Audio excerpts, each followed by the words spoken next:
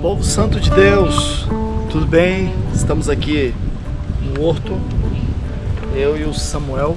O Samuel tá ali dando uma volta. Nós estamos aqui no horto meditando um pouco na palavra. Eu sempre venho aqui para fazer algumas gravações e trazer uma palavra para você. E hoje a mensagem que eu quero trazer é sobre como você deixar Deus irado com você. A gente aprende bastante a como agradar a Deus, né? E aprendemos a como agradar o coração de Deus, aprendemos como deixar Deus feliz conosco. Mas a Bíblia, ela nos mostra que nós podemos deixar Deus irado também conosco. E é esse relacionamento, justamente no relacionamento do chamado de Deus a uma missão que Ele tem para nós, e que nós temos essa capacidade de deixar Deus irado com as nossas vidas diante das reações que nós temos.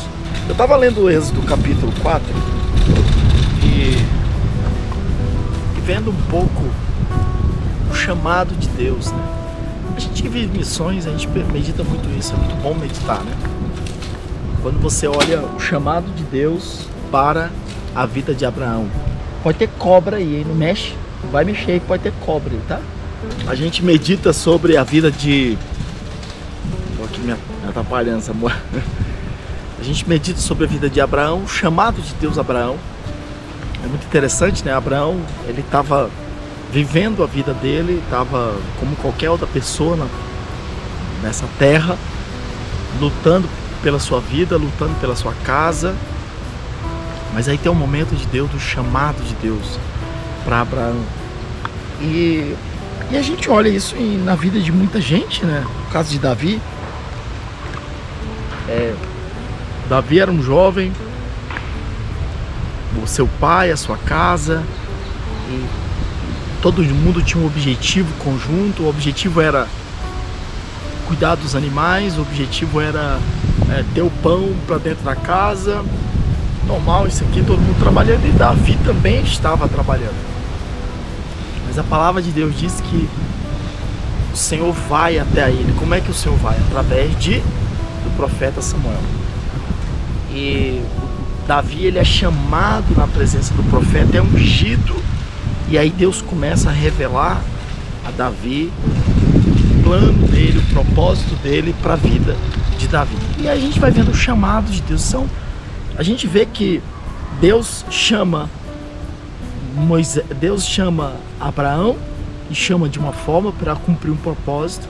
Deus chama Moisés, eu tô com Moisés na cabeça que eu vou entrar já aqui com Moisés.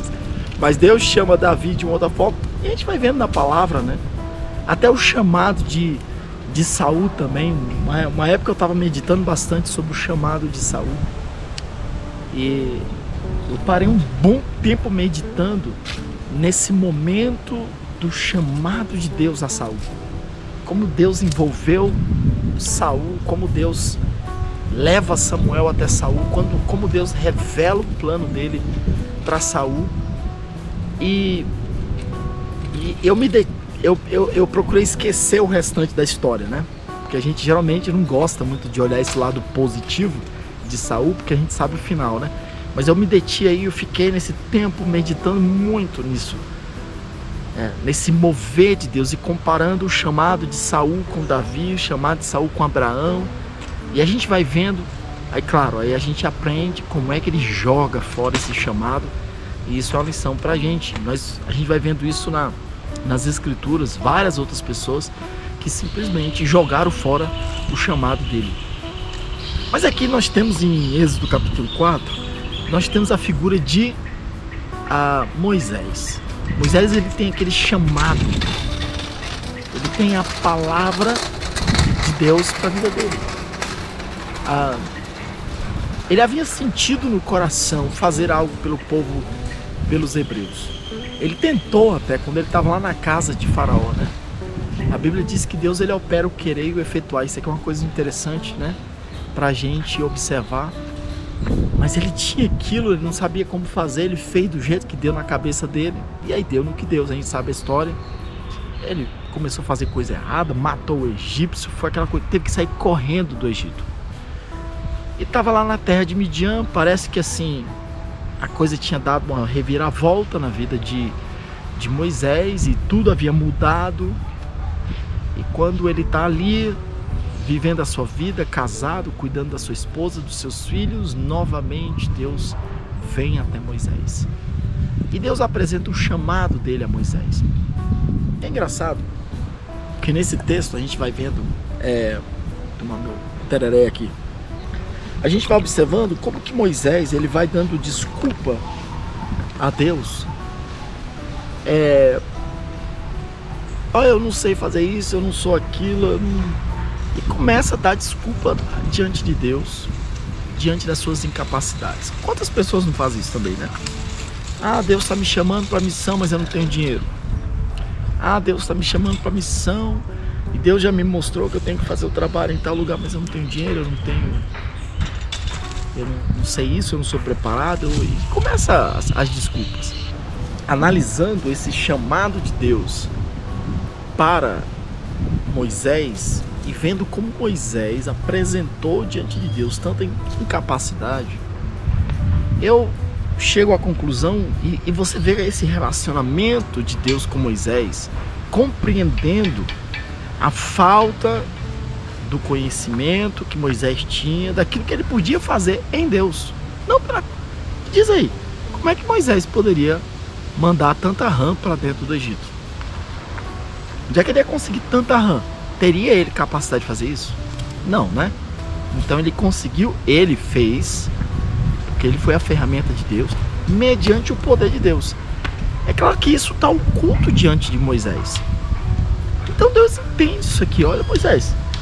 Moisés olha para o Egito, ele olha Faraó e as condições que Faraó tem. O exército de Faraó. Ele está olhando para Faraó, ele está olhando o que eu tenho nas minhas mãos e o que Faraó tem. Faraó tem muito mais do que eu. Então Deus entende isso aqui. E aí Deus começa a tratar com Moisés diante dessa falta do conhecimento, do agir de Deus, essa limitação nesse conhecimento. Isso aqui é normal, tá? Mas aí chega um momento, depois que Deus mostra para Moisés que é a vontade dele enviar Moisés, depois que Deus mostra para Moisés o poder, né, de Deus, ele fala, ó, coloca a mão, tira a mão tá leprosa. Põe a mão de novo. Tira a mão tá... Poder de Deus. Olha pro teu cajado. Joga no chão. Virou serpente. Agora pega no rabo da serpente. Você pegaria no rabo de uma cobra? Hã? E aí? Mas o Senhor fala para Moisés. Joga o cajado. Jogou, virou uma serpente. Agora toma a serpente. Ele foi lá e pum. Quando ele pega, aquela serpente se torna um cajado. Então, Deus começa a mostrar para Moisés o poder dele, do que ele poderia fazer. Ali era apenas uma palhinha, né? Como é que a gente fala, né? E a gente sabe isso aí. Mas chega um momento, amados, mais adiante, no versículo 13, que Moisés ele simplesmente olha para Deus e ele diz: Deus, envia aquele que realmente tu queres enviar. E a pergunta é o seguinte: como assim, né? Se Deus está chegando para Moisés, Deus está vindo para Moisés, Deus está dizendo para Moisés: eu vou enviar você, é você que eu vou enviar. Ah, eu não tenho capacidade, eu não tenho condições, eu não tenho isso, eu não tenho aquilo. Deus mostra você. E aí ele olha, no final de tudo, ele olha para Deus e diz: envia aquele a quem tu queres enviar. A impressão que eu tenho quando eu olho esse texto é que parece que Moisés estava dizendo para Deus: Deus está enganado, o Senhor se enganou. Aí Moisés agora parece que está apresentando a Deus um conhecimento, né? A impressão que dá é essa: Senhor, eu vou te falar uma coisa. existe uma pessoa que realmente, essa pessoa, esse perfil que tu queres enviar para essa missão. E esse perfil não sou eu. E Deus, tu estás enganado. Deus se enganou. Você se enganou, você bateu na porta errada. Envia aquele que tu... Todo esse perfil aí de o que pode fazer, condições, etc. Não sou eu. É esse momento que deixa Deus irado, sabe? É quando a nossa ignorância, a nossa incredulidade. É interessante que eu estava vendo um pastor, pra gente finalizar aqui o nosso meditação, né? Eu estava vendo um pastor ele falar sobre a questão da incredulidade. Que a incredulidade, muitas vezes tem pessoas que elas não creem em algo porque elas não têm uma referência, tá? E elas não têm ainda a capacidade espiritual de fazer uma análise e de depositar a sua fé na própria palavra de Deus, que esse é o correto, do agir de Deus. Então ela não tem, ela vem do ambiente, ela não tem a vida com Deus e etc. e vai. Agora, chega um momento em que o ser humano ele começa a ser impactado, o espírito do ser humano ele começa a ser impactado com aquilo que Deus está fazendo. Sobre a mensagem de salvação, sobre a mensagem do perdão, sobre a transformação de vida, sobre um Deus criador que criou todas as coisas e vai pedir conta das nossas ações. E a pessoa, ela decide acreditar de uma forma contrária àquilo que o Espírito Santo está mostrando para ela. E essa é a incredulidade que leva o homem à perdição. É quando existe essa revelação de Deus. Claro que a palavra de Deus fala que o homem, até pela natureza, ele pode saber que Deus existe, né? Essa é uma realidade. E o homem é constantemente confrontado com essa presença de um Deus criador e que vai pedir conta das nossas, que vai galardoar as nossas boas ações e vai pedir conta das nossas más ações. O ser humano tem isso no seu coração. Mas algo interessante é que quando você já é um cristão, isso também continua acontecendo. É impressionante. A pessoa já provou da salvação, provou da bênção de Deus, está na presença do Senhor, Deus já mostrou tantas coisas e chega o momento do chamado de Deus para um determinado cumprimento de missão. E o que a pessoa faz? Deus, eu sou um assalariado. Tudo bem, volto a dizer, até esse nível aqui, como é que Deus vai colocar um projeto tão grande nas tuas mãos se você é um desempregado hoje? E Deus está falando que vai fazer isso. Então esse nível é o seguinte, eu não sei o que eu vou fazer, eu não tenho dinheiro, eu não tenho apoio, eu não tenho ninguém. E Deus vai te mostrar que Ele é o Deus, o sol chegou aqui, o solzinho chegou, Ele é o Deus que pode fazer através da sua vida, tá? Normal isso aqui. Agora, a partir do momento, tô vendo aqui uma outra posição, que aí o sol, tem que sair dessa posição aqui, o sol veio bem na minha cara agora. A partir do momento que Deus te chama para o cumprimento de uma missão, e a partir do momento que Deus te chamou, e Deus te revela que Ele tem as condições de te dar poder, condições, os meios do cumprimento daquela missão, e você decide acreditar contra aquilo que Deus está fazendo na sua vida, é esse o momento que você deixa Deus irado. É que você consegue apertar o botãozinho de deixar Deus irado. Moisés fez isso, irmão. Moisés, ele conseguiu deixar Deus irado. E eu vejo que hoje, se nós não tomarmos cuidado, a gente faz a mesma coisa, tá? Deus, ele fica literalmente irado conosco por causa das nossas ações. Quando Deus fala, quando Moisés chega para Deus e fala assim, envia outro, mas não envia para mim, não sou eu não, esse outro não sou eu, esse perfil que tu estás buscando não sou eu. Isso é no versículo 13, né? Êxodo 4:13. No versículo seguinte, você vai encontrar isso aí. E a ira do Senhor se se acendeu, né? Se levantou contra Moisés. A ira do Senhor. Deus ficou irado. Então eu quero deixar essa palavra, amado. Deus entende muitas vezes a gente não sabe como é que Deus vai fazer determinadas coisas. A gente não tem conhecimento, né? Realidade. Eu lembro de situações que aconteceu comigo quando Deus começou a me revelar que ia colocar muito material nas minhas mãos. Eu me assustei também, viu? Porque eu recebia 100, 150 caixas para o meu trabalho. Já era um negócio pesado para mim. Imagina Deus começar a falar, eu vou colocar muito material nas tuas mãos. E aí o tempo foi passando, a gente começou a orar a Deus para que Deus pudesse nos dar essa revelação. E aí Deus nos dá uma outra palavra. O Senhor diz assim, que a gente não ia atender só Santa Cruz de la Sierra, mas o trabalho iria para outras regiões também. O trabalho iria para alcançar a Bolívia inteira. Eu fiquei meio assustado também. E depois Deus fala que o trabalho iria sair da Bolívia e alcançar outras nações. Eu também fiquei meio assustado. Né? E hoje o Senhor continua falando determinadas coisas que a gente para e olha para trás, né? E vê essa progressão. E eu vou te dizer para mim, para você, né?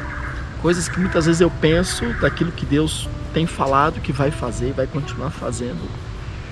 E eu fico pensando assim, como é que Deus vai agir, né? Eu não sei.